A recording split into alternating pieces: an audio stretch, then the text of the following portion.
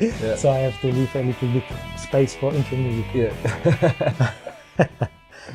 So music is off. We are here with Morten Have Hansen. Hello. Hello. Can you explain me what does it mean, Have? It's a name from your father or from your From my mother. mother? And the funny thing, it actually means garden. Gardener. In Danish, yes, so it's modern garden. Oh, Yeah. nice. Yeah. Morten is my friend from Getaway Fly Fishing company. And when we are now in this moment, We are stuck in Nuuk in Greenland. We did a scouting trip to Kangia, but got delayed a few days now, so we're waiting to get home. yeah, and you are here in Nuuk first time? No, it's my second time here, actually, but the first time was a family visit. Okay. So, And who is living here? my aunt. Oh, your Yeah. aunt. Yeah. What she's doing here? She's Some yeah, chiropractic for hands. Okay, okay. And but I mean, to Greenland, you are going this getaway fly fishing more time. Why not to Nuuk? Because until now the international airport has been in Kangerlussuaq. Can you tell one more the name of this city? Kangerlussuaq. Kangerlussuaq. Yeah. Is correct? This Public term, also Kangaroo's Crack. Kangaroo's Crack. We use this name. It's much easier for us. Yeah, exactly. No, but that's the international airport. So, and there's only planes leaving from Denmark to Greenland to the international airport. So you have to go through Denmark to actually get to Greenland. There is some flights from Iceland as well, but most of the flights is from Denmark. Okay. And then Nuuk is it's kind of switching now. So from next year, the international airport is going to be in Nuuk actually. So then you will fly to the capital. But it's because of the length of the landing strip, and it's an old military base in Kangaroo's Crack. Kangaroo's Crack. Yeah. So that's why the international planes could land there, because the runway was longer. Okay. Yeah. Super. Thank you for explanation to Greenland. About Greenland, we will speak a little bit later. Now I want to go to your fishing career. How you start your personal fishing? Yeah. So my personal fishing started with a spinning rod, like most people did, and it was my father who took me out. Okay. And I actually caught 2 sea-run brown trout from the coast of Denmark on my first trip, and then of course I was sold. You were straight away. caught. Yeah, beginner's luck. Yeah. Super. Yeah, and then it just evolved from that. Fishing a lot with my family in general in the early years. Yeah. And because in Denmark is very popular for our people. I don't know if you know it. Fin, Iceland fin. For sea trout. Yes. It's very popular. So, and where was the first place where you catch the fish? It was actually on my home island, which is just south of Funen. Okay. So it's very close to what Czech people are probably familiar about. Yeah. Super. And your age approximately in the day? 11. 11. Yeah. And it was spinning. Yeah. And your father is doing also fly fishing? No. So how you get to fly fishing? Well, in Denmark we have this thing when you're 13 that you have to then go to church certain amount of time, and then when you're done you kind of have a party. It's but, quite complicated. Yeah, exactly. But hear me out. Yeah. So you have this thing. It's kind of like you have your christening when you're young, and then you kind of have to say yes to the Christian faith. Okay. So it's called confirmation. Okay. Like, you have to confirm that you believe in the faith. You have this period of time where you go to the church, and then at the end you have party and many gifts. And of course, that's why many people say yes, so they get all the gifts, right? Yeah, I understand. Yeah. And then completely by accident, this distant relative gave me a fly rod kit, beginner fly rod kit. And I have never seen it before. How they know that you are they know that you are in fishing? He know I like fishing, and he was just like, oh, maybe he want to try fly fishing. And I didn't know about fly fishing. So it changed your life? Yes. Oh, super. Yeah. And who gave it to you? Yeah, my mom's cousin's grand cousin. Yes, some far family. Yeah. And then I started looking into it, and then I just rolled on from there basically. So you are self-made fly fisherman. Yes. Because nobody around you, close friends or No, but then of course there was a local guy, and he was actually doing these pieces of fishing for this Danish magazine. So they had like, you know, one from Funen, one from the other regions, and he did that page, and he was fly fishing. So he kind of took me in and learned me how to fly fish.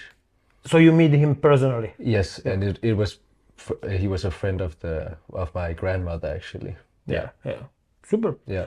So, and the big part of fly fishing, not for everybody, but for the core fly fisherman, is fly tying.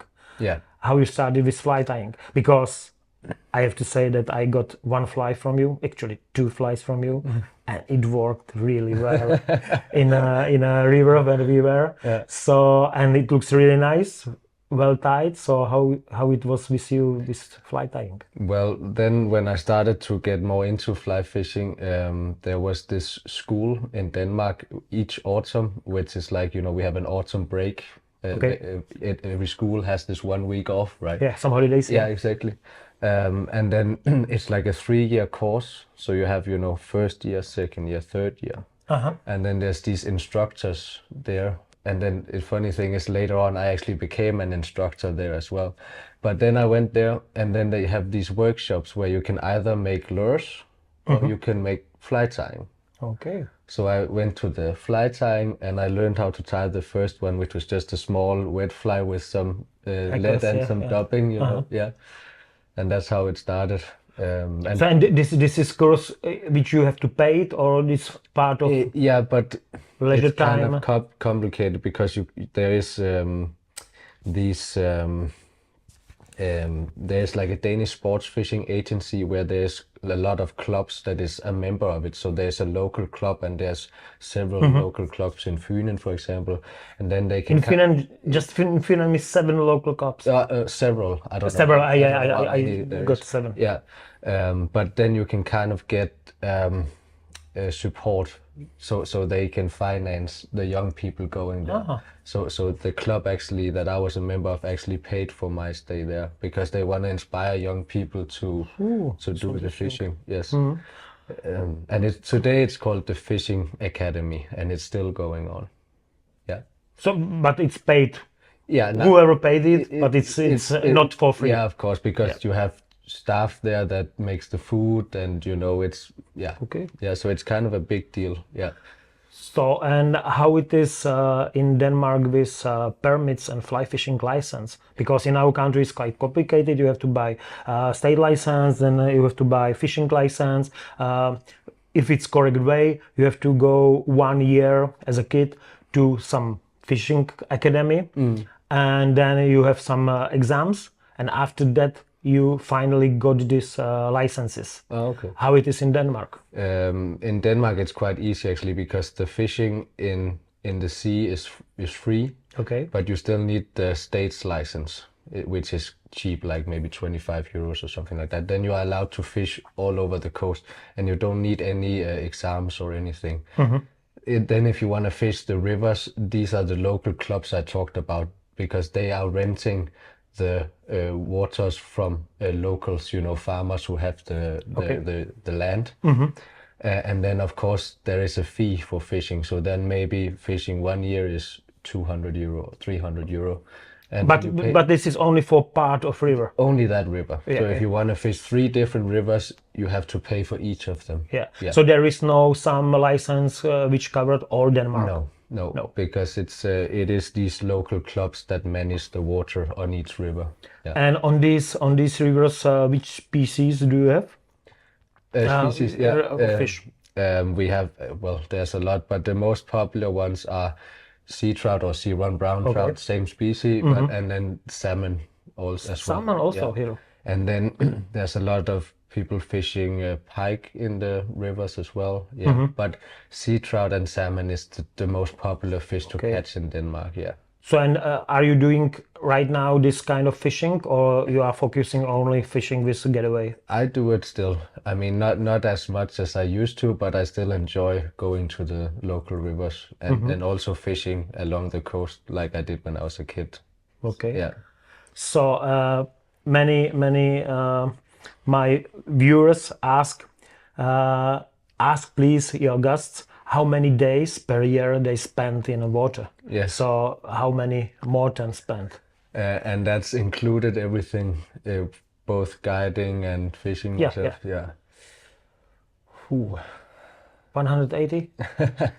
Not so much? Nah, maybe 100 and yeah, between 120 and 150, I would say. Yeah. Yeah, at least. And your just personal time? I mean, not with clients, not with getaway. Yeah. How many days? I mean, Just I like leisure fishing. I like to go when I'm home once a week at least. Yeah. But in the past it was a lot more frequent. But when you travel so much, you also kind of figure out as you're getting older as well that you need to do some other things Yeah. as well. So it's not only fishing, because then you are not that excited about the next trip if you're fishing Yeah. all the time. But I am fishing a lot and also in my free time because it is, I mean, it's a big part of my life for sure. And what about fly tying? How often are you tying flies? I tie often, but now it's very, I tie for the destinations. It's Yeah. not like I sit down and just tie some random pattern one evening. It's I always have Preparation but for also when you travel as much as we do in our industry, you always have the next adventure in line. You know? Yeah. So it's always like, okay, now I have to go here. I need to tie maybe for Greenland a few foam flies, or if I go to Bahamas, oh, I have to tie some shrimp flies. Or Yeah. so that's always the next. So it's very much like that. And then of course sometimes we get together, some friends, have some beers, and just tie whatever we want. Yeah. And now we are hopefully tomorrow flying back home to Denmark. Yeah. Yeah. And what is your next destination? Is this year or next year?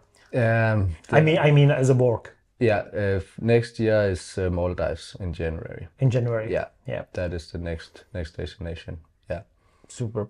And I don't know if you, because my podcast started as a podcast with competitors, and I don't know if you ever compete as a fly fishing, some competition. Did you do something like this? No, it's not like I wouldn't want to do it, but I don't think it's that big of a deal in Denmark. We don't have fly fishing competitions as of catching, but casting mostly. So fly casting competitions we have. But what I did was there's this local competitions, so I visit my childhood friends. They do some spinning, I do some fly fishing, and then it's like who catches the biggest sea trout in my island, my home island, and then we go up, have a beer with all the locals, and see what has been caught, and it's it's quite nice. Yeah, but that's kind of the only competition I do, and it's mostly just for the fun of it. Yeah. Okay, so my next question is about your way to getaway fly fishing, because I know getaway fly fishing because I got some newsletter in the past, and I love it because it was really well done, nice pictures and nice information. I mean, the collection of information for trips. So, I mean, you are assistant for managing, and what is your function exactly in I work with marketing and destination managing, basically. So and it's not like, because in a company like Getaway there's a lot of stuff to be done, so it's not like I do only marketing on social media, for example. There's a lot of smaller different things, writing newsletters sometimes. So you do these newsletters? Yes, for example. Thank you. Yeah. And can people, do you have some on your website, some button that you can order newsletters? Yeah, you can always subscribe through our newsletters. Yeah, it's very easy. Yeah. How often are you sending newsletters? Because sometimes it's too boring when it's every day. Yeah, exactly. We try not to spam people for sure. I mean, we would like to get one out every 14 days or something like that, because then we feel like, okay, then you can actually take your time to read it, and you don't feel like you're getting spammed with stuff all the way. And then if we are in a busy Greenland season, maybe there's a month where nothing is going out, but that's because we have our hands full on other ends. Yeah. So, and when I got this newsletter, probably there is written newsletter designed for mail and getawayflyfishing.com. And when I ask for it on this newsletter, it goes to your mailbox. Yes. If I like it, I will. Nice. Yeah, you can do that. So I know you like it. So you get it. Yeah. Super. Yeah. But we didn't say your way to the getaway fly fishing, how it was, because you are quite young. You look very experienced, and you are experienced. I saw it in during this scouting trip. But you are young. You are 28? 28, yes. So the way to the getaway fly fishing wasn't so long, I think. No. What did you do before? So I started basically not knowing what to do, but I knew I liked fly fishing, right? Okay. And then I thought, okay, maybe I should try to explore what was in the fly fishing industry. And then I got a job offer in Copenhagen from one of the tackle shops, which a friend of mine was working in. And then I took that job, and I was working there for a couple of years, and then as a salesman. Salesman. Yeah. And then I was kind of like, okay, maybe I just control. Yeah. You just maybe.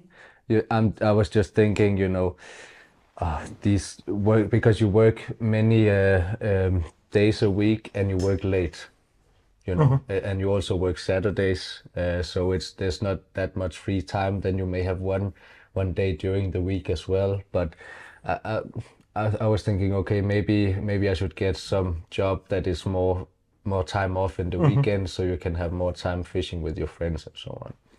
So I started exploring other things, and then while working part-time in the shop still. So I think my total year of working in tackle shop is 5.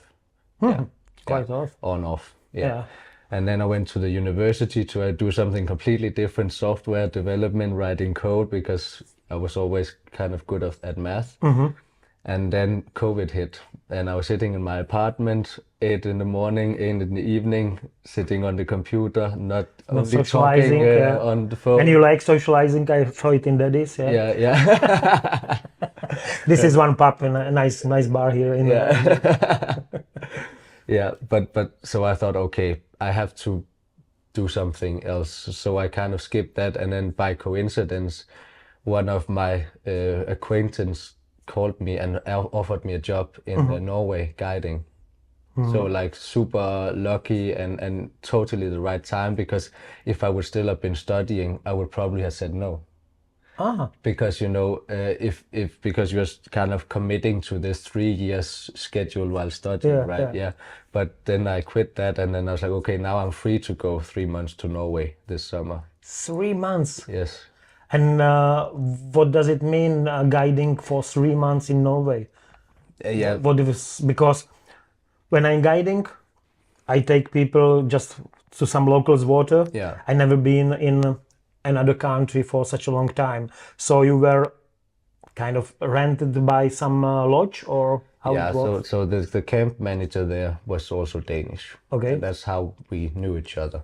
And they needed a guide for that year. And then he offered the job to me, and then I came up and I learned about the river from the 2 guides who's been working there already. And then it's basically, taking clients out every day, and then dropping them off at the airport, taking the new ones in, and you're just running full steam.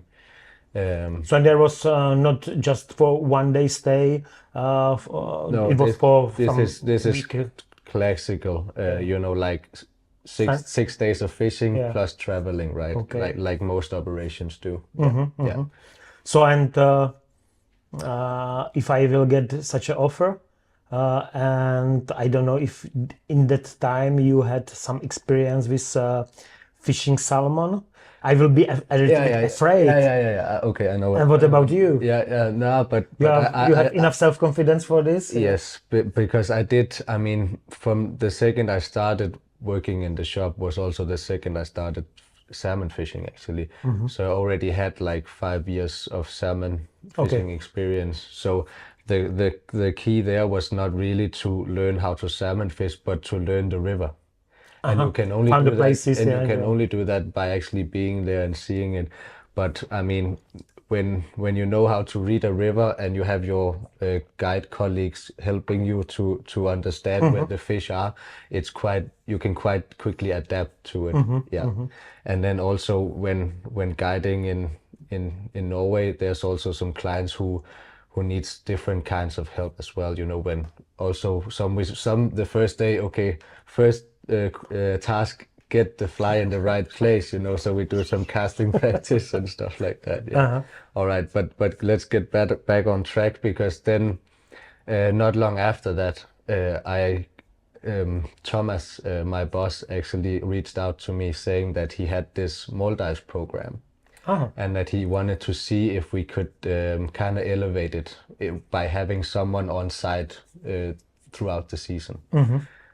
So I said yes, and I did the first trip down there in November that year, and then I did the full season that winter. Yes. And then I was kind of working as a fishing guide full time, meaning that you work 3 months in the summer and 3 months in the winter, and then I also did some, you know, small jobs in between. So you switch from the doing guide in Norway to work for Getaway. Yes. In that time. Yes, but I had this 2 year period where I was just guiding.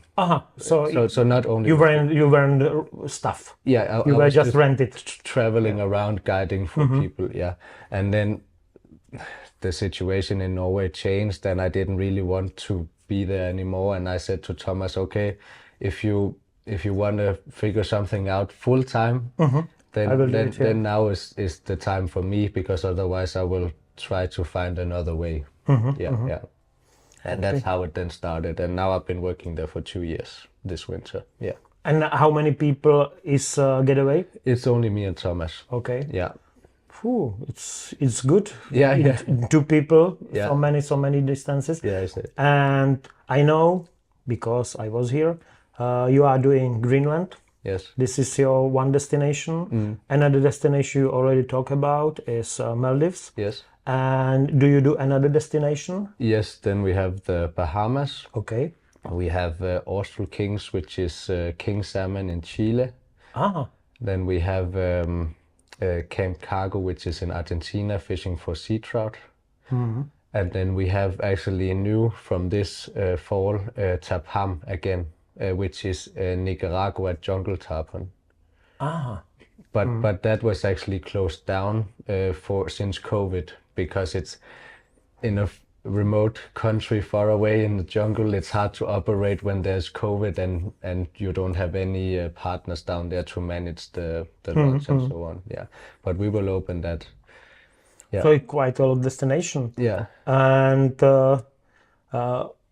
what is your favorite destination from these? I think, well, for me personally, fishing, I would say the Maldives probably. Maldives. Yeah, but there's something special about Greenland as well, and it's I think it's a combination of the scenery and the fishing, and maybe we'll get more into that later. But like you experienced now, it is a special place to fish. And what is most popular for your clients? Which is sold out immediately? Yeah, Greenland is very popular, and I think Greenland has really started to come on the map. You know, people are starting to look to Greenland. But in Greenland, is the rivers are quite short, not long, because we fished on a river. Actually, this river could be longer. Yeah. But the fish were only first 7 kilometers. Yeah. And you have a few camps here. Yes. And how is the longest river? I mean, So we kind of run now the four major rivers in Greenland, and they vary in length. And so some of them will be. This one was 7.5 kilometers. You will have some where you can fish even twice the distance away, but then there is some lake in between that you can ferry across. Maybe not twice, but maybe 12 kilometers away from camp, there's still fish that you can catch, and some of them actually even longer. But how far do you want to walk, right? yeah, I want to walk only 200 meters, but it wasn't possible. Now here I walk every day about 20 kilometers, and I was quite tired, but it was worth. You also went far up. Yeah. Yeah, many of the days. You were all the way up to the waterfall. Yeah, but I like the place Yeah. because there were rapids. Yeah. And we were. I don't know if the name of the lodge is the same like name of the river.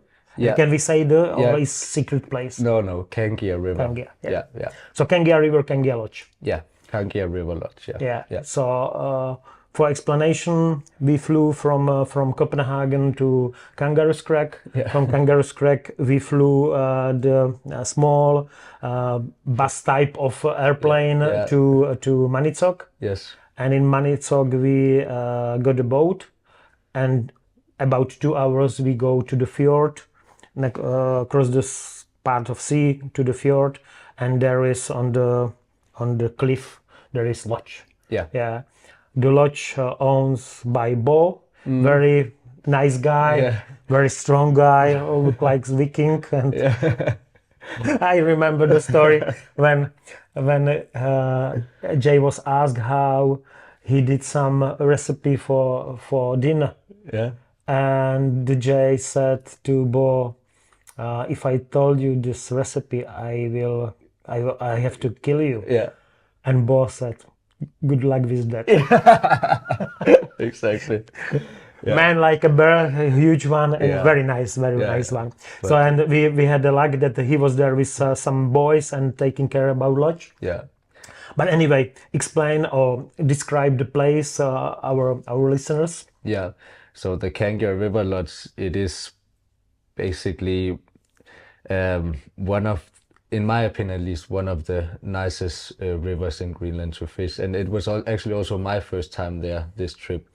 But what we found, I think, was a gem in Greenland. The water was so nice and clear there, and kind of had this not like bluish tint, but it is kind of blue. And then here late in the season when the fish is red, it's just amazing. But it is the lodges where the fjord ends and the river starts in the river mouth, and then you have to hike over some hills, and then kind of the fishing start like a 40-minute walk from the camp. I think we did it one day in 30, but that was like this. First day I was really pumped there. I was really fast. Yeah. Because I was full of energy. I wanted to catch some fish. But every day I was a little bit slower. But I am satisfied with my performance. Yeah, exactly. I think you did a good job. Yeah, because you are 20 years younger than me. Some of them more than 20 years. But I'm satisfied. Yeah. So for me, the river was really nice, totally clear. No some slimy stones. But we have to say that season here is quite short. Yeah, it is. It's from July to middle of September. Yeah, it is. And in this river, it's always a little more late, or it's later. The run comes later. So this run will probably be from the middle of July to the middle of September. That's going to be the season here. On our other camps, it's usually around the 1st of July to the 1st of September. Yeah. Yeah. But I was surprised, and we spoke about it with Bo, the owner, that there is nothing to do before and after. Yeah. No meaning of this lodge exactly. before the Arctic charts are running. Coming. Yeah. Then you have only snow. Yeah. What is for me interesting, the type of style of fishing there, because I caught many fish on the nymph, on European nymph or French nymph, many people call it. And I like your style, swing, this kind of salmon fishing, Yeah. especially with your old type of reel Yeah. that you let it hooked itself, the fish. Yeah, exactly. You let it run with the line and then you lift the rod. Yeah. What equipment for this fishing you recommend to your clients or you using? I mean, this river is kind of special because it reminds a lot of a Norwegian salmon river. If people are familiar with that, it's wider than a normal the normal standard of Greenlandic rivers, and you have these deep pockets, so it is kind of like a classic salmon river. So on this one, I fished a lot with the trout spay, which is like 11 foot. 3 or 4 weight with the skagit head, and that was a lot of fun. But you can fish single-handed. I fish only single-handed. Yeah, exactly. 9 foot 6 weight would probably be the right tool, because then you still have some backbone if you hook one of the really big fish that you hooked one of them actually. I hooked many of them. I hooked at least 4, but I am really bad with landing. But I am satisfied. I got in the day when I had birthday, nice rugby ball, how call it, column, red one. So I am really happy with this trip and what I caught. But anyway, for me, it was very frustrating that you see the fish. Yeah, and you can't catch it. You can't catch it. No. It's for explanation to listeners or viewers that you see on the bottom hundreds and hundreds fish. Yes. Some of them over 70, few of them about 80. Yes. But you can't catch them. It is like, I mean, the Arctic char are more eager to take the flight than an Atlantic salmon is, but they have the same behavior. They don't come into the river to feed. They come in to spawn, right? So you're fishing on fish that are getting ready to spawn. So they, I mean, when they come up and they're silver, they will usually commit to a fly if it's presented the right way, right? So that's why we're catching also silverfish late in the season, but you will also have these fish who has been there for a long time, and that is just don't give a shit about a flash. Yeah, sure. Yeah. What is interesting that when you are fishing in British Columbia for steelhead, the more popular or favorite is to catch chromer. Yeah. The fish who is in the river a few days, maximum few days, because then it's getting darker and change the color. Yeah.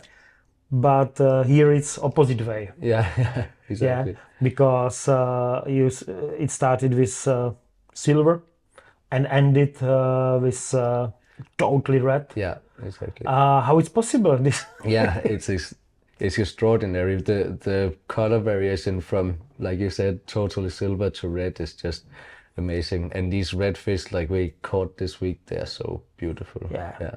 It's totally different.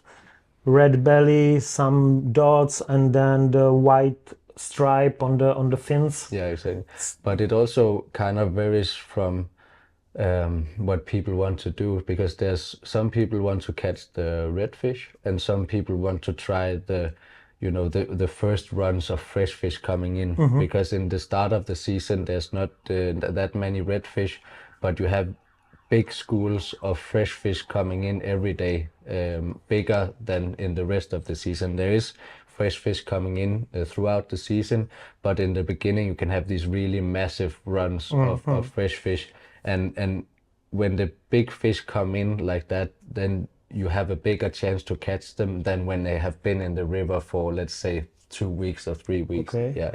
And it's true that if you catch same size silver and same size red, the silver is running really hard. Yeah, crazy. It's really different fight. Yeah. And what about the sizes, which is ordinary here to catch? Because you are speaking always in pounds or in a kg. Yeah. We can do what you prefer. Tell this and that. Yeah, okay. So I think what we experienced this week, because it was a scouting trip and we didn't really know what to expect. And the first days we had this really bright sunny weather where it was quite clear that the fishing was more difficult.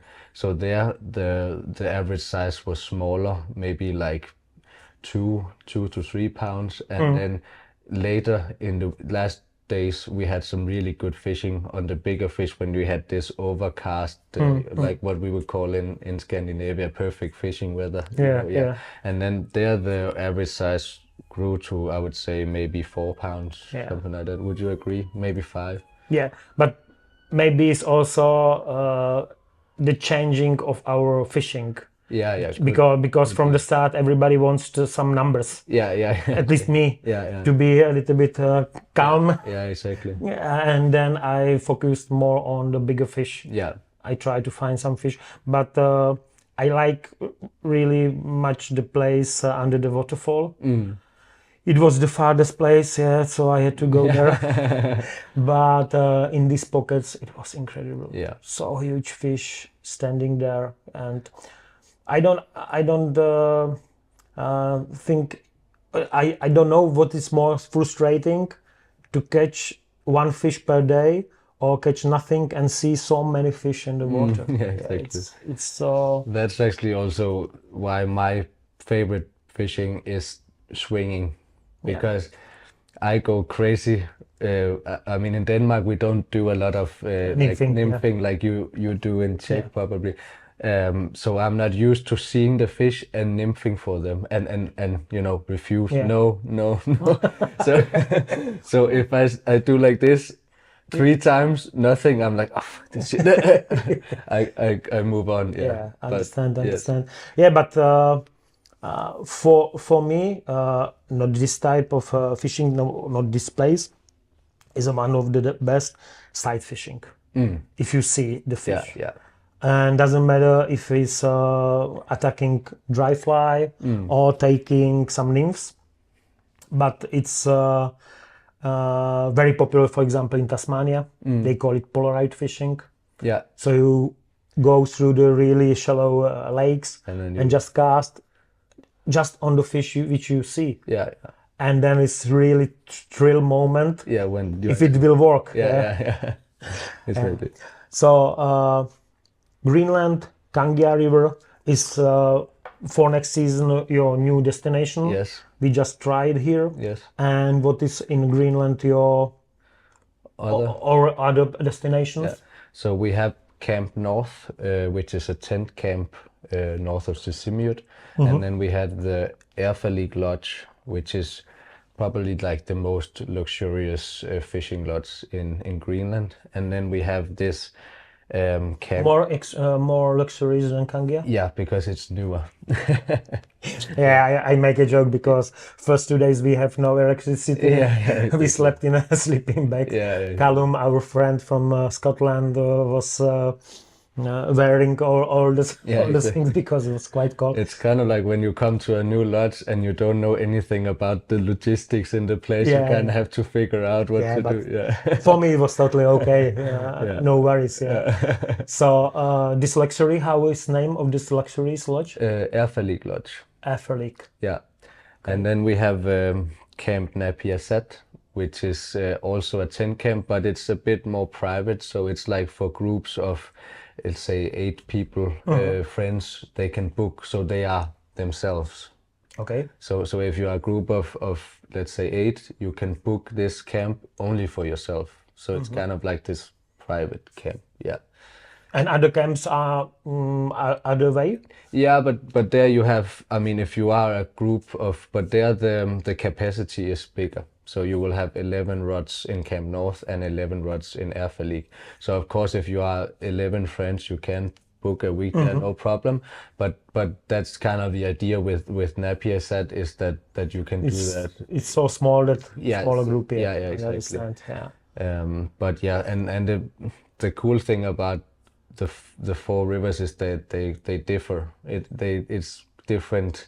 It's the same style of fishing, but the rivers are different. So at Camp North, you will have like the main river, for example, and you will have the tributary which goes up, which is a lot smaller, and you will have an upper part of the river, which are three completely different places, and the water there is a bit different color as well because of the bottom. And Erfelik is a lot smaller and usually better with the skated foam flies and so on. You can have success with the foam flies like we did at Kangia on all of the camps, but Erfelik is kind of like where the whole skated foam fly started. That's where they did the test fishing with the foam flies in the early days and kind of figured out, okay, this is very effective and very cool to do. Right? Yeah. Okay, and what is the easiest camp for walking? Because if I will choose for next time my destination, which you recommend more? So it depends, because at Camp North, you still have to walk around 45 minutes to fish the main river. And then it's really only yourself that sets the limit on how far you want to go on the tributary. And on the upper river, there's a waterfall as well. But it's kind of flat walking. So it's not like Kangias was a bit more up and down. Yeah, it was. It was. So that one, you need to be able to hike to visit Kangia, definitely. But Camp North is more flat, but you still have the distance. Where in Erfelik, you have the home pool right in front of the lodge, so you can catch fish there when the tides go up and the fish start moving in. And then you have 2 lakes where there's really good lakes fishing as well, because they have to go through the lakes to get to the river. And there is kind of like a spot where there is an Gathering, but there's an inlet and an outlet from where the 2 lakes meet. There is like a small piece of river in between, and in front of that a lot of fish stops before they move even further up. And that's like, you walk 5 minutes to the boat and you take the boat and you're there. But then it's lake fishing, and then you have the 30-minute walk to the river, maybe 40. So you have to walk in Greenland, but Erfelik is definitely the place where you have good fishing closest to the lodge, for sure. But definitely I didn't want encourage people, because I am 55 and I did it without problem. And the feeling from this nature in Kangia was amazing. It was, and especially when I am kind of lonely wolf fishing. I like fish alone. Sometimes you were taking care about me. Look, sneaking. Yeah, but I like to do it myself and alone. It's not maybe the best way in such a remote areas. No. But it's not. Do you mean when I walked back to look for you? Yeah. Are you okay? Yes. I am always okay. At least I try. Okay, this is about Greenland, and maybe we should say, because we say that one style is swing, another style, for me especially very successful, it was in the big pool under the waterfall nymphing, ordinary nymphing. And what another kind of styles are using here in Greenland?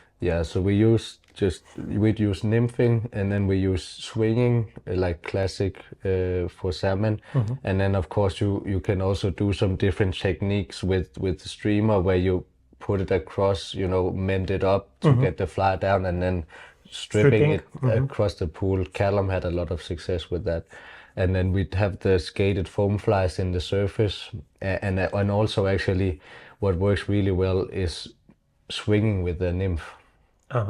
Like let it go up. Or even like just hold it. Put it over, put it across, and then let it go down, and then make these small twitches with the rod, so it kind of goes like this across the river, but almost like fishing for salmon.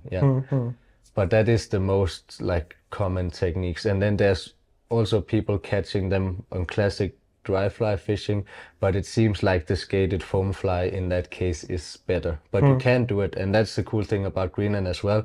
You can kind of use the method that you like. Yeah, and it will work, right? yeah, it's true because I almost whole week fished with six weight sinking line. No, six weight, six sinking line, quite heavy sinking, with no problem because there are no trees, no wood in the water, so you don't get stuck. Yeah.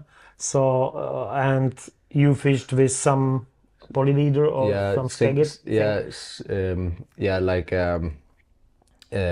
like a scattered tip, Yeah. basically a scanty tip. Yeah, different style. Yeah, different. And that's the thing about Kangia, because probably the line you were fishing wouldn't work that well in some of the other rivers, because this Kangia is fast and has some deep areas where some then it's either it's slow current deep or it's low and fast, but Kangia actually has deep water that is fast as well. So there, for us at least, it seemed like if they didn't want to take the surface flies, you need to go down, Yeah. to get them. Yeah. Maybe a few words about flies. Yes. Which you recommend? Yes. Here? Yeah. Tell me. I mean, definitely the foam flies is always great. I mean, some days it's really good, some days it's not, but you should give yourself the opportunity to try it, because it's great fun to see them coming up and taking it. And then I would say streamer wise, kind of different variation of a woolly bugger actually. I mean, I say woolly bugger, and I know there's a lot of names for different kinds of streamers, but the way of having a tail and a body hackle, right? That's what I mean with a woolly bugger. And then you can vary them in the colors. Beads, Yeah, exactly. We had good fishing on like chartreuse colors, Violet, purple, pink as well. And then of course nymphs. Small nymphs. Jay had good fishing on a pink nymph. I also had good fishing on kind of like pheasant tail style of nymphs. I don't know about you. I caught mainly on the pheasant tail or orange tag. Yeah. It works everywhere. Yeah, almost. exactly. Yeah. So I think that's basically it. And then of course we tried these big trout streamers as well, and it was also good. It seemed like on the days that I talked about where we had the clear skies and we had many smaller fish, we could size up in the flies and we would still get, a lot of fish, but the average size got bigger, I would say, with the bigger flies, because the small fish don't like the big fly. Yeah. Okay, let's move to another destination. Yes. You said that your favorite is probably Maldives. Yes. So how many times you've been there? I've been there many times. I think for a total amount of time, me on site, 6 months. 6 months. In total, yes. I've never been there. So can you explain me how you do the camps there? Yes. And what is target species of fish? Yes. So our concept is targeting GTs. That's what we specialize in, and that's what I'm passionate about. There's a lot of different species there you can catch, but in my opinion, you need to focus on what you want, because if you go to the Maldives, and this is my personal take on it, it is if you have too many species that you want to catch, you won't catch the GT. Because it's hard to catch the GT, so you need to be ready from morning to evening, ready with the GT rod. That's how you catch the GT.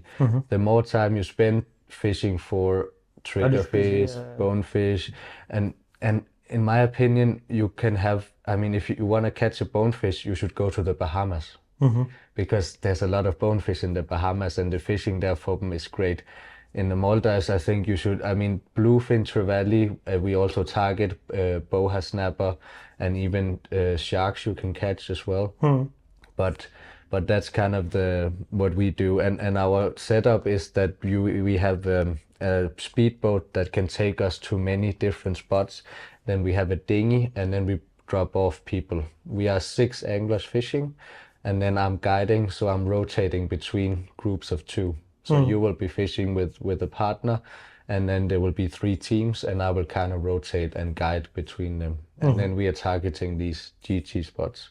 And the reason why I like the Maldives and the GT fishing in particular is that it's not easy. It is probably one of the hardest fish to actually get, and it's a combination of different things. They can be quite moody, but it's also you have corals, obstacles that the line can be cut, and Even if you have the fish on the hook, it's not it's finished. not finished. Yeah, exactly. That's where it starts, really. Yeah. So for me, and I've had some of the most crazy experiences with GTs. Tell me some Yeah. of them. The highlight. Yeah, the highlight. I mean, I have two good stories. I can try to kind of cut them down quickly. My first big GT was like 97 to the fork of the tail, so maybe over 1 meter if you measure all the way out. But we measure from the head to the fork. Yeah, I know. Yeah. And I was walking there with a guest, and there was one of the guests who had a break. So my boss kind of told me, okay, take the rod and try to see if you can get one. And then we were fishing there, and suddenly these three fish just came in a wave. I put out the fly, took 2 strips, it just hammered it immediately, and then it took out, and I kind of put a lot of pressure on the brake because you have to use full brake power, because otherwise they will run off and they will cut you off straight away. And then when I tightened it up and the fish took the first run, I remember just being dragged like 3 meters on the ground, because it was so powerful, and I thought the rod was gonna drag explode. you? Yes. Like this? Yes. You can't imagine how powerful these fish are. That's for me is the challenge. Also, it is some species. The challenge is to get them to take a nymph, for example.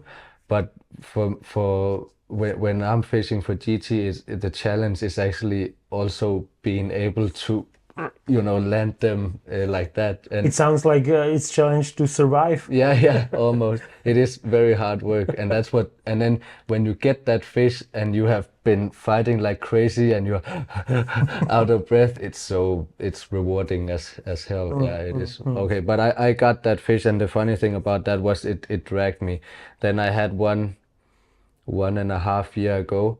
Me and my friend was fishing there together, end of the season, and we saw a GT out on the reef while coming out with the boat, and he had been fishing there the week before, and he has caught some fish. So he was like, "No, now it's your turn. Throw the rod to me."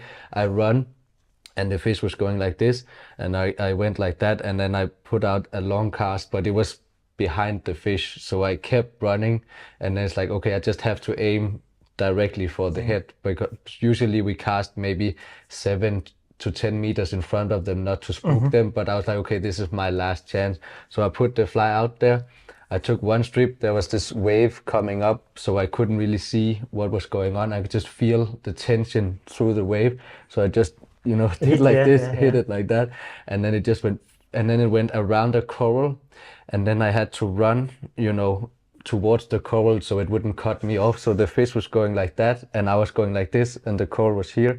Then I came around, I got it off the coral, and then I really tightened the drag down. But then I tripped, like head down, and then with the rod like this, and because the fish are so strong, it drags me in the water again. So I was like Superman in the water like that, and I was like, and I could just remember it going. I was face down in the water and just thinking, fuck. I'm gonna lose it, and then I got up again and we landed it. It was, yeah. And which equipment is equivalent for such a fish? Yeah, 9 foot obviously, but like an 11 weight or 12. That's a good, not lighter than that for sure. Yeah. Fly lines, mainly floating or intermediate. Floating lines, because it's actually quite shallow where we're fishing, and that's what's really cool about Maldives actually is that you are wading. It is sight fishing. I mean, I think for saltwater fishing in general, that's the cool thing, like we talked about before, polarized fishing, that fish are coming to you and you cast for them and they come and hit the fly, and they do it in such a spectacular way, like they just, yeah. So that's cool. It's cool to see. I've seen fish maybe 1 meter 30 coming, and then your heart goes. And do you want such a fish on the I rod? don't know if we can land it if we hook it, to be honest. Another Superman but I style. definitely want to try. Yeah, yeah, Ooh, yeah. it's nice. Yeah, so but no GT lines, specific lines, because they need a stronger core. Most saltwater lines is 50-pound core, and you need maybe 65, 70. Some even do like 100-pound core, but then you are on the edge where they get really shitty to cast.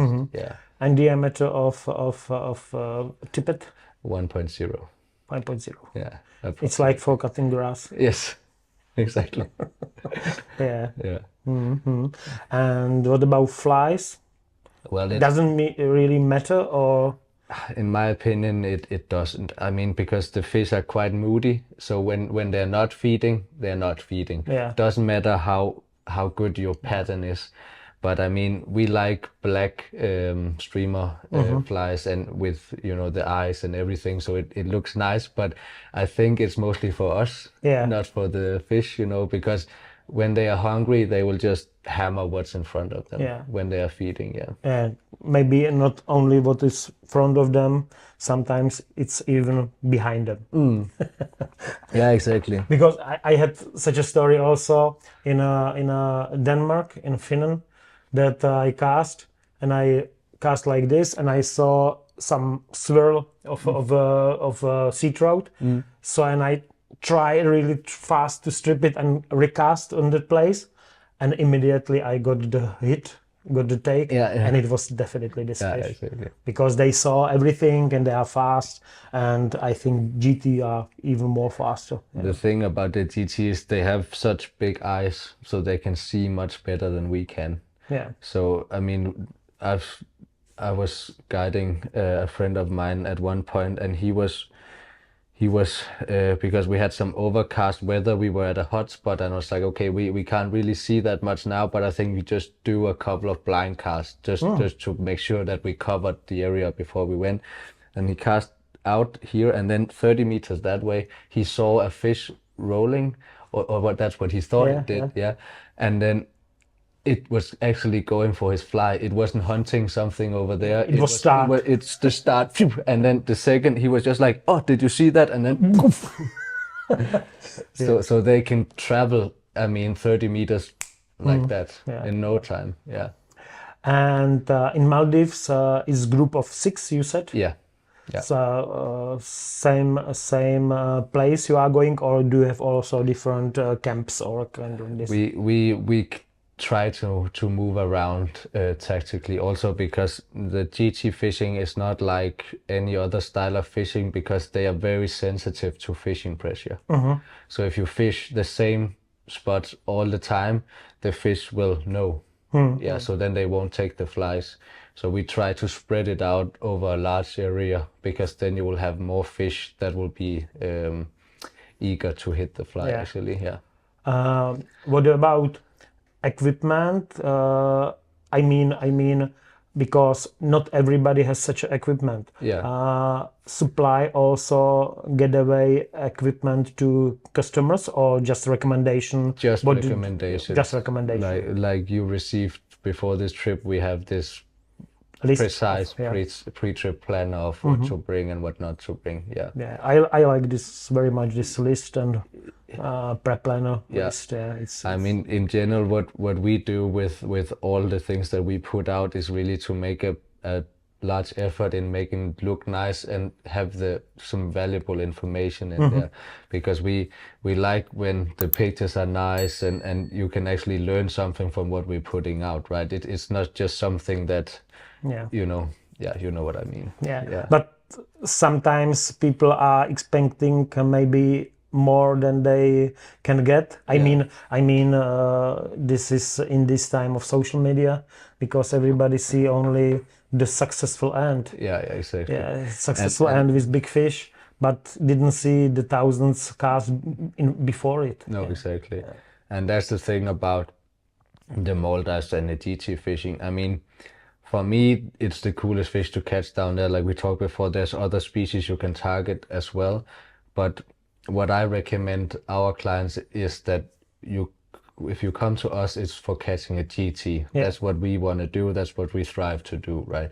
And then you spend all your time focusing on that. And when you're fishing for GTs, there's still bluefin, trevally, and snappers coming. So it's not like you're only waiting for the GT. You can catch other fish with the same flies as well. Yeah. But if you stand with an 8 weight and a small crab fly and the GT comes, you have no time to change. done, You're yeah. done. No. And maybe, I mean, usually you have quite some chances during a week. But what if that was the fish that you would actually have landed? Yeah. You never know, because the next one you can hook, it can go line and the fish is gone. So yeah, the more fish that you present your fly to and hook, the more chance you have of actually getting one. And for me, the goal is to get a GT when you go to the Maldives. Some clients catch 3, some catch 1, some catch 0. Yeah. That's the way it is. It's the fish. Yeah, exactly. Yeah, because many people expect that they will catch many fish, yeah, and sometimes it's only successful and that you have some hit, yeah, Yeah, that you have some exactly. take. And the GT, it is kind of like one of those species where you just have to be, okay, I want to catch a GT. I mean, don't expect to go on a trip and catch 10, because that's not gonna happen. Not even me, you know. Yeah. And how many GTs the most catch in a one trip client? The number, I mean. What is that? 3, 4? No, more. More? Yeah. But we have, on some trip, we have a host. Also my friend, actually the guy who threw me the rod. I think he caught maybe 8 in 1 week. But he's been there so many times and he knows the fishing so well, and he's fishing with his friend and they are fishing like a team, taking turns, and then one casting, and one is ready to Help him. Yeah. So they work really good together as a pair, and they land a lot of fish because of that. They are not two individuals; team, they yeah. are a team. Yeah, I saw some videos on Instagram that you have some knots on your fly line and then and it breaks all your eyelets. Yeah, exactly. Yeah. It's well, 8 fish, 10 fish, it's okay. Yeah, but some people get skunked. Yeah. But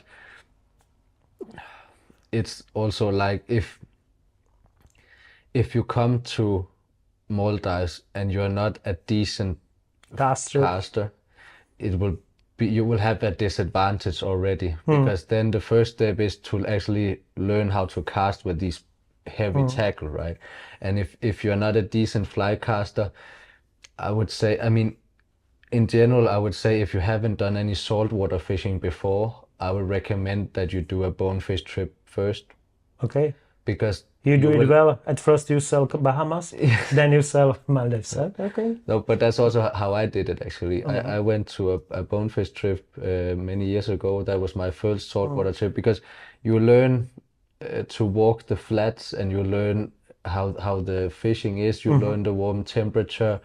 I mean, there's a lot of things, and again, GT fishing and bone fishing is not that similar, but it's just like that tropical feeling of fly fishing, and also the wind, and you have to be able to cast pretty. Do you cast with both hands?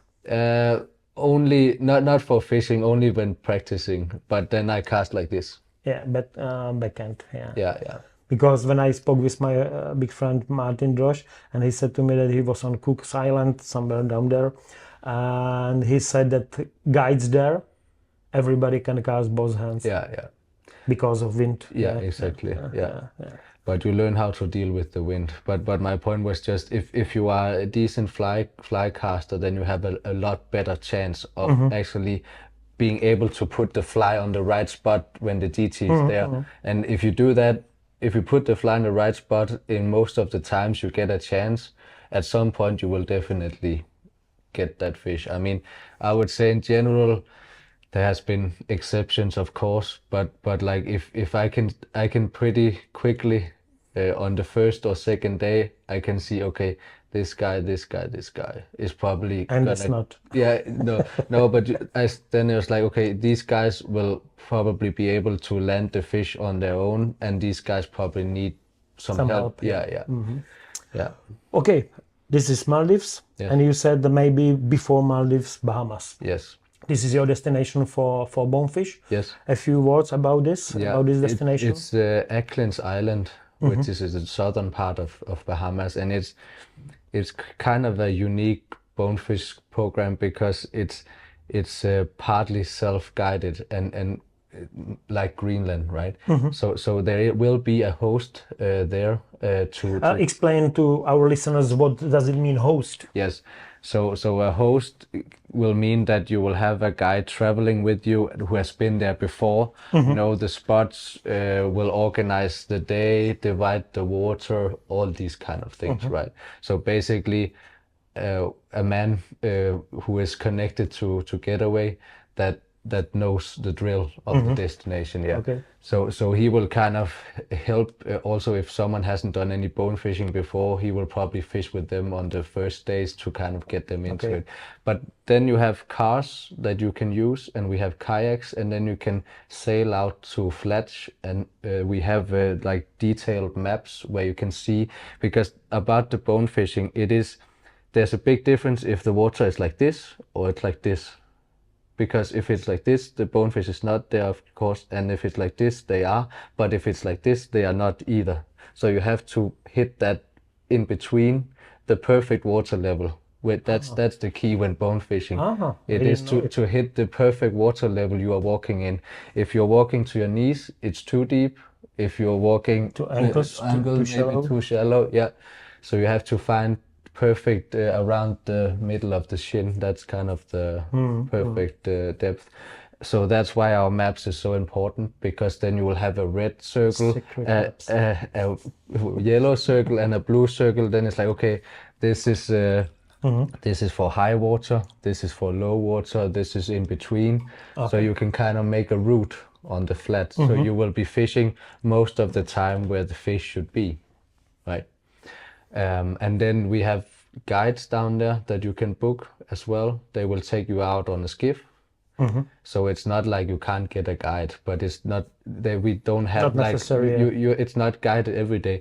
And for many of our clients, and we have actually on that destination a lot of people who do it, each year, repeat clients, they like it so much because they can totally control what they're doing. They can make their own program. I want to fish with my friend these 2 days, 3 days, then maybe we go out with a guide on a boat, and then we fish 2-3 days, ourselves again, just with the car driving around or with the kayak, and the flats are so big that you can walk whole day, same flat. Some of them are that big. And then you can also opt between 6 days of fishing or 10 days of fishing. So if you're down there already and you want to fish more, you can pay a little extra, and then you get the 10 days fishing. Yeah. So that's a good, it is kind of like you can totally make your own trip. So if I understand correctly, Yes. I am there fifth day, and I call to Morten. No. You have to Choose before. Before, yes. Okay. Yeah. More 10 days is, and do you do some people with wives? You can do that, but it's quite kind of a remote island. So, if she likes laying on the beach, and we can do it. But I think when you're a group of fly fishermen, it's better to be only fly fishermen, right? Because then you have at the dining table, everybody's there, and one guy and his wife who is not fishing. But we have actually, in Greenland, we have many who bring their wives, but they are also fly fishing. So everybody needs, every married man needs some brownie points, some plus points. So I was thinking about this because taking my wife here, it's not a really good idea because she doesn't like cold weather. But in hot weather, maybe it will work. But better is go with her to vacation with no rods. Yeah, no yeah, reels, I yeah. call it. Yeah. Anyway, in Bahamas, how many people? A group? 8. 8 people. Yes. And the season in Bahamas? It is from around the 1st of November until actually all the way through April. But we usually do couple of groups in the autumn before Christmas, and then we do groups from January to March. Okay. Yeah, that's the high season for us. And we didn't say the season for Maldives. Maldives is January to March. Yeah, Okay. and it's not like you can't fish in the other months, but that's first of all the wind has to be correct to fish in the Maldives, and then you have to have as much sun as possible. So you could run into April, May, but you will get a lot of cloudy days. So we kind of run a short season to make sure that our clients has the biggest chance of sunny weather. Yeah, Yeah, sunny weather is important for steering spotting fish. to the water. Yeah. And maybe we didn't say the season in Greenland is July, August to middle. Yeah, I think we covered that. Yeah. Maybe shortly we will say about, because these 3 destinations are the most popular, I think: Greenland, Maldives, and Bahamas. Yes. And a few words about Chile and this other. Yeah, I mean, Chile, the thing is, the last 3 I haven't been there myself, but I can just say a few things. Chile is, big double-handed rods, big fish, like up to 60-pound king salmon, and a lot of fish around 40 pounds. Camp Cargo in Argentina is sea trout fishing with either single hand or small double-handed rods. And it's also for there's 20-pound fish caught there each year, and many around 11, 12 pounds, and of course smaller as well. In Nicaragua, it is same setup as in the Maldives, big rods like 9 foot, 11, 12, and it's big jungle tarpon and really big, like up to 200 pounds even. 200 pounds. Yeah, but many around 100 pounds. Oh. Yeah. And also there is snook and other species as well, but it is the tarpon that you're targeting, and it is from the boat, and then you see them hunting mullets among other things in the surface, and you put the fly there, and I saw some mullets flying around when the big tarpon was attacking them in Mexico this year. It was exactly. It's incredible. So that's I hope that these are my next adventures. Yeah. Okay. And do you have on your website, I mean, Getaway Fly Fishing website, do you have such pictures from these trips? Yes, I mean we are in the middle of September now, and now is actually the time when we are launching. But I got permission to say it in your podcast about the Tapam, because it's not official yet. But we will launch it this fall. So during the next 2 weeks, we will have that up and running on the website as well. So Super. It's very It's so new. This is very special in the podcast. Yeah. Super. Love to hear it.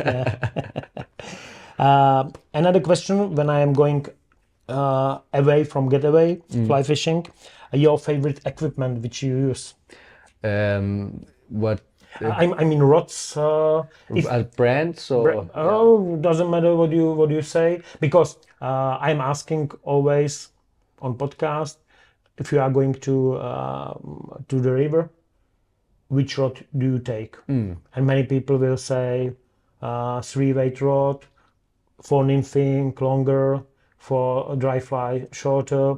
Doesn't matter on brand. What is your favorite? My favorite rod to fish in general is probably like a 9 foot 5-weight, something like that, because you can use it for so many. You can use it for Greenland, you can use it for all the fishing in Denmark, even coastal fishing you can use it, and for river fishing as well. And for me, working in a tackle shop, I tried a lot of different brands, a lot of different rods, and there are no bad fly rods. I mean, they are all good, right?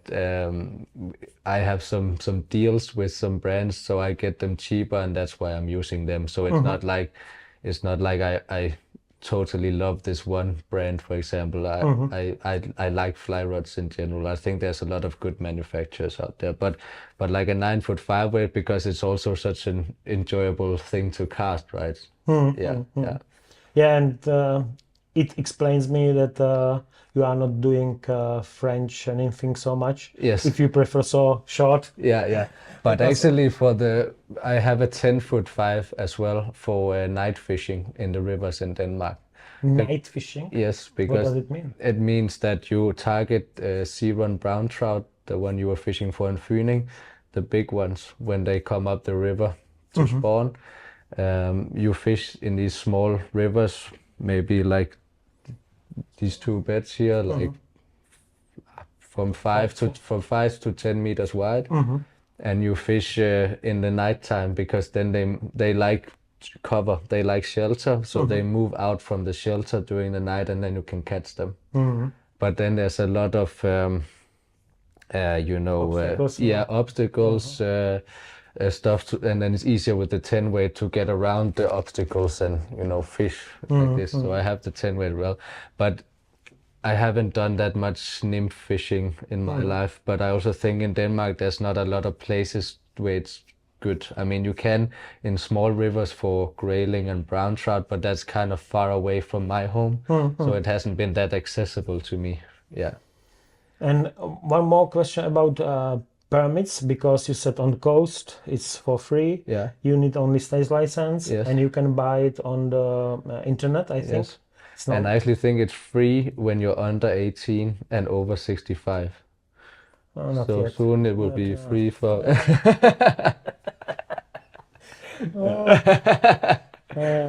Stop it. And for this special part of rivers, I mean the private parts, it's also possible to buy it on internet? Yes. Because I'm asking about it because I think the people are doing things which are easier. And in our countries, I talk about it many times, so complicated by licenses and permits. I don't understand why it's not on internet, everything. Yeah. And almost everywhere when I am asking, it's possible to buy it on internet. I think for the last couple of years they have made a platform where you can buy all the licenses in one, so you can kind of say, okay, I want to fish this river, and then actually it gets a little complicated, because then in one river you could have 3 different clubs which have different parts of the river. Yeah, but so you have to choose one club to be member of that, and then you are allowed to use the private water for the members. Yeah. Yeah. But if I am a foreigner, Yes. Can I go on this river? Yeah. Yeah. You just have to buy the special license for foreigners. Yeah. But they're not like foreigners. No. It's not like this. No. Okay. Yeah. So now I have the speed answers. Yes. What is your favorite dry fly? I mean, foam fly. Foam fly. Yes. I expect. Yeah. Explain to listeners, what does it mean, foam fly? Yeah. So it's basically a surface streamer. Yeah. Yeah. You tie in the tail of either marabou, fox, and then you have like 2 layers of 2mm foam and some kind of either dubbing or chenille body, and then because you just want it to be so easy floating, like you don't want it to sink down and then it's getting on the surface. Yeah. It's like woolly bugger with foam back. Yeah, exactly. Yes. I make it easier because I put there these valves for boobies for the special flies, and it works also. Yeah. But I was surprised that here in Kangia River, I caught many fish from the surface when I strip it like this with rod up, but also with sinking line when it works in the water in the deeper moving parts. side to side instead of up and down. Yeah. Okay, your favorite wet fly?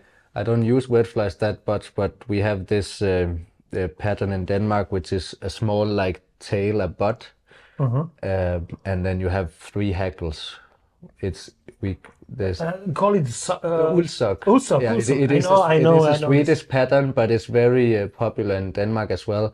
And there's a lot of variations also for coastal fishing. So if I use a wet fly, it's usually some This kind kind of of like this, Ulsak. but I don't have one pattern. But Yeah. different variations.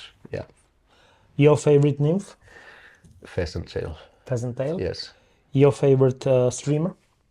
the different styles of Woolly woolly buggers. bugger. Yeah, Okay. Your favorite style of fly fishing? of fly fishing. Swinging. Swinging. Yes. Okay. Your favorite river? Swinging / saltwater. Okay. Yeah, yeah. Your favorite river? Hard question. I mean, I think Kangia is definitely up there. Yeah, it is because I was Very high. yeah, because I was quite surprised how different it was. Not that the others are not, but it's very special with the clear river and the fast water. It reminds me a lot of where I used to work in Norway.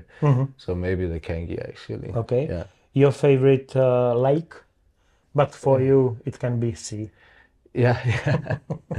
Well, yeah, I haven't done that much lake fishing. We have actually quite some lakes in Denmark, but then we do pike fishing there. I did it in the river instead.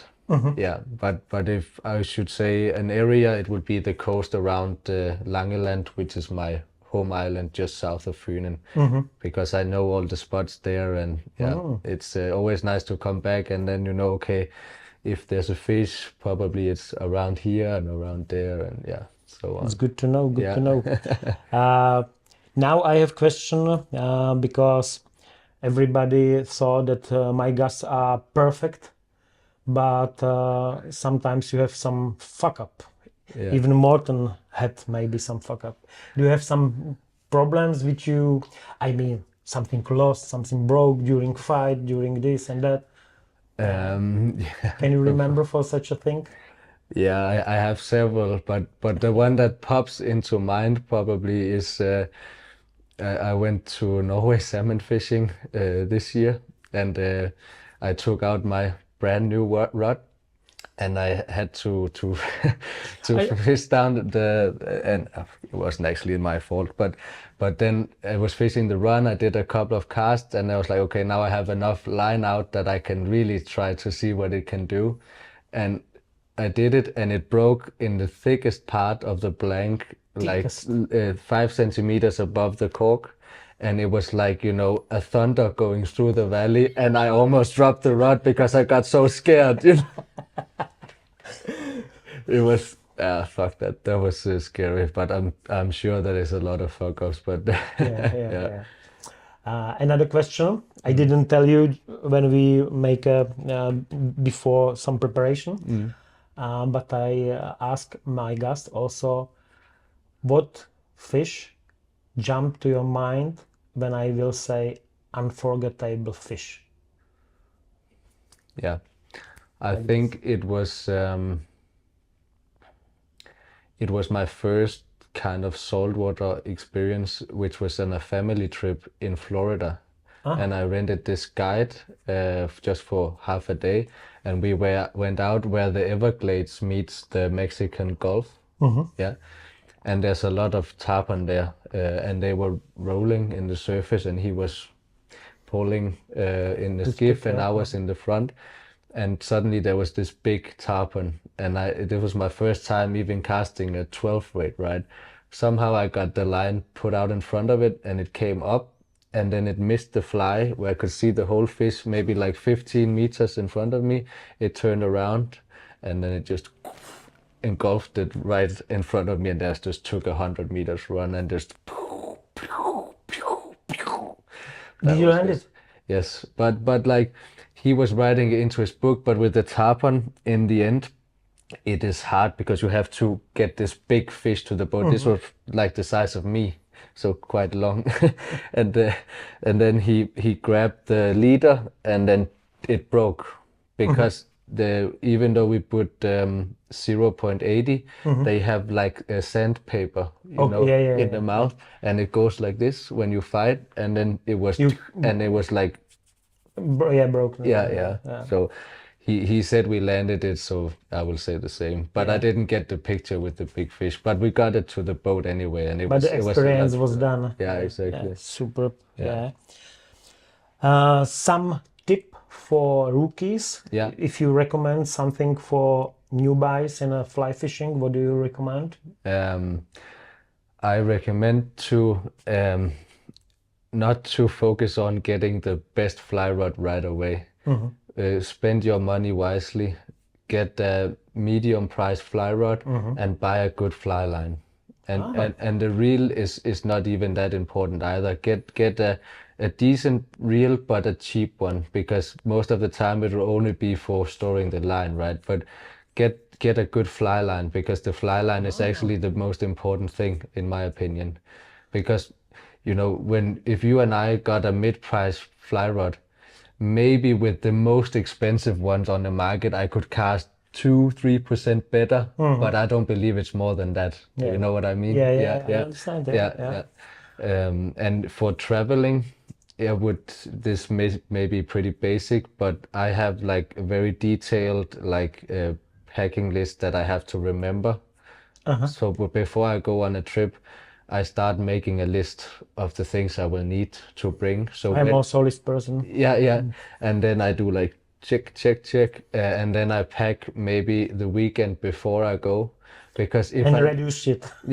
Also reduce it, but also if I need some leader materials or some tippet, I can buy it in the week, because if you pack the day before, you have no time to get it. Yeah. And also to be smart about weight reducing. So if you have 4 rods, I have this, you can buy in the, in these hardware stores, where Hornbach, Bauhaus kind of this, yeah. They have these like PVC tubes, and you can also get, like cups you can put on the end. So I do that, and I can carry 3-4 rods in that. Maybe you have as well, but I show you. Yes. This I have from my friend. You have professional one. Yeah, but I have professional one with my name, everything. Yeah. Yes. But look. Yeah. Holes. Yeah. So, and it's from this market. Yeah. But my friend make a holes to this. Yeah. And it's lighter. Yeah. It's nice. It travel around world with me. Because 10 years. if you carry your rod tubes like you get them from the shop, you will be using maybe 1-2 kilo just for that you can save with this. And also, if you have problems with weight limits, there's some airlines that only allow 20 kilos of luggage. You can also decide to travel in your wading boots, or even carry them in your hand luggage. I do it also. Yeah. Now I am drying my boots. Yeah. Yeah, but that's a good tip as well. And also there's all these kind of travel organizers you can get that is lightweight. So you don't, when you have your bag, I try to keep mine organized, so I know where all the things are. I always carry like now I just have this bag you open, and it just have 2 storages on each side, but with loop kits, line management, line cleaning, and stuff like that. All kinds of materials that you can use if you are in the shit, multi-tool, and so you are not in a destination somewhere and you don't have stuff to kind of repair your kit. Yeah. Yeah, I like also to be well organized, and the organizers. But what I found when I am over the weight, I have these organizers. Yeah, exactly. You have to find really lightweight ones, and you can get that. But of course, if you should definitely throw the organizers away first. But there's nothing worse to get to a destination and all of your stuff is like this mishmash. Yeah. I like when we are about weight this this duffel from because it's only 3 kilo. When I had old one, it was 6 kilo. And if you have 20 kilo limit, 6 kilo is quite a lot. Yeah. You have from Sims, I think, the big bag. Yeah, duffel. Yeah. Did you weight it? I think it's quite light, maybe even Less 1 than kilo or yeah. 1.5 It's maybe. good, yeah. But I have to carry it. You can just I have big wheels. Yeah. Okay, and this is the last one. Do you have some hack on vest, or we actually here we didn't have any vest, but do you have something that you your invention? Probably not my invention, but one thing I don't for salmon fishing or river fishing, I have a vest if you need a lot of different flies and stuff like that. But when fishing, for example, here in Greenland, I would like to go as lightweight as possible because you have the hiking you have to do. But there I have like a keychain thing, and then I have my plier, hook sharpener, and a nipper.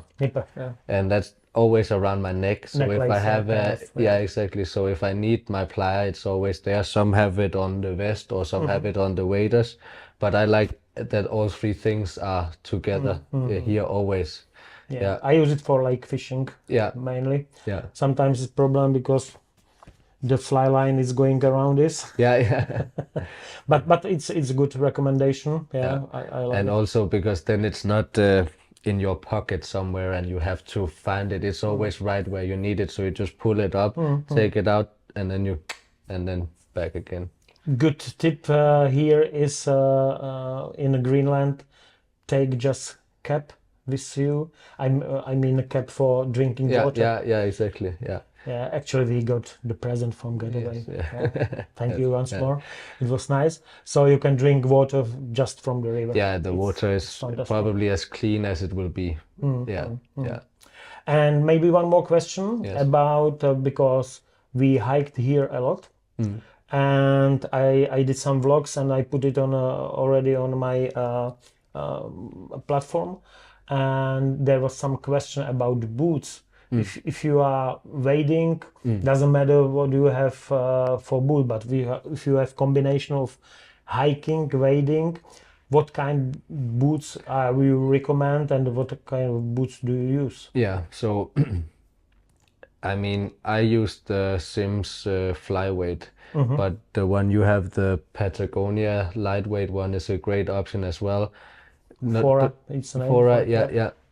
No matter which brand you use, it's just a Vibram sole and lightweight boot. Because if you have a really heavy boot, like the heaviest Sims or the heaviest Patagonia, you will be dragging the extra weight up and down the river all day. And the terrain is not that rough on the wading boots, so it doesn't matter if they are rugged. I mean, they can be lightweight, it's no problem. So lightweight definitely is the best. Yeah. Maybe this is the reason that David not fish all days because he had really heavy boots. Okay, Morten. Yes. That's all. Thank you. Thank you very much that you came to my room. 405. I will always come to your room. Thank you for having me. Thank you very much, and see you in a few moments on lunch. Toto byla kompletní epizoda podcastu. Bye. Díky moc podporovatelům a mecenášům za to, že jste si koupili předplatné. Moc si toho vážím. A abych vám vaši přízeň oplatil, chystám další bonusy pro předplatitele. Mějte se krásně a u další epizody se moc těším.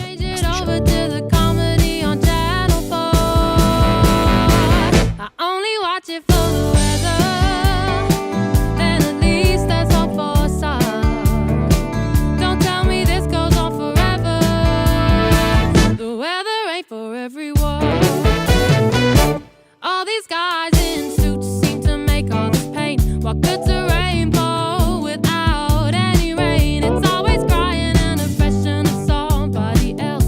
Change the channel.